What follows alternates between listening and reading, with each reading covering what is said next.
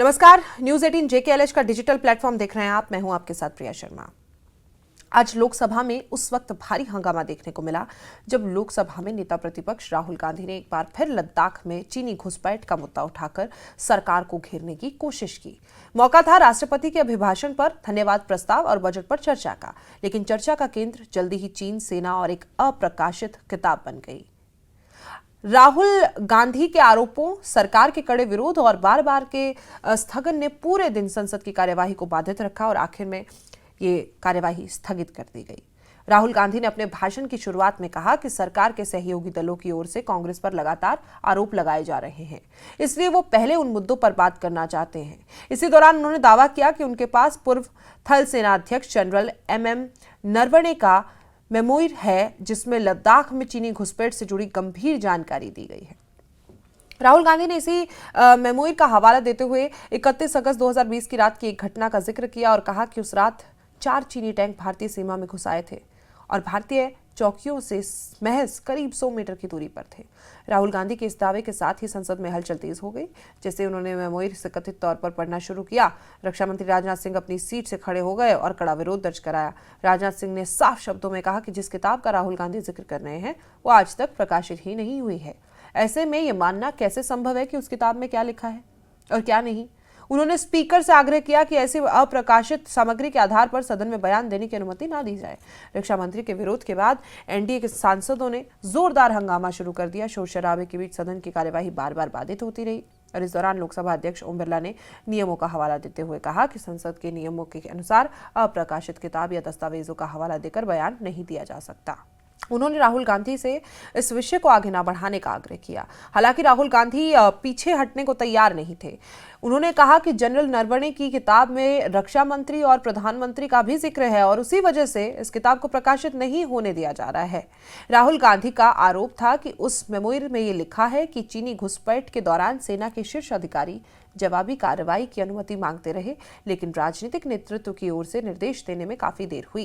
कांग्रेस का दावा है कि यही देरी भारत की सुरक्षा के लिहाज से बेहद गंभीर थी। हंगामा इतना बढ़ गया कि स्पीकर को मजबूरन लोकसभा की कार्यवाही स्थगित करनी पड़ी।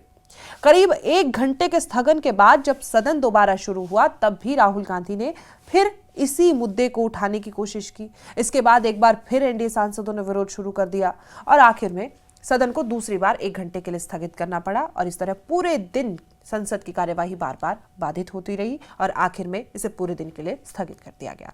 इस पूरे घटनाक्रम के दौरान समाजवादी पार्टी प्रमुख अखिलेश यादव ने राहुल गांधी का समर्थन किया। अखिलेश यादव ने कहा कि अगर राष्ट्रीय सुरक्षा से जुड़ा कोई गंभीर मुद्दा है तो उस पर चर्चा से भागा नहीं जाना चाहिए। विपक्ष का तर्क रहा कि चीन जैसा संवेदनशील मुद्दा केवल राजनीतिक बहस नहीं बल्कि देश की सोवरेनिटी से जुड़ा सवाल है। राहुल गांधी ने बाद में यह भी आरोप लगाया कि बुक को जानबूझकर पब्लिश नहीं होने दिया जा रहा है क्योंकि उसमें ऐसे तथ्य हैं जो सरकार को असहज कर सकते हैं। कांग्रेस का कहना है कि सरकार सच को सामने आने से रोक रही है, जबकि सरकार का पक्ष यह है कि काल्पनिक या अप्रमाणित दावों के आधार पर सदन को गुमराह नहीं किया जा सकता। अब सवाल उठता है कि राहुल गांधी हर बार ऐसे मुद्दे क्यों उठाते हैं और खासकर चीन और राष्ट्रीय सुरक्षा को लेकर आक्रामक रुख क्यों अपनाते हैं।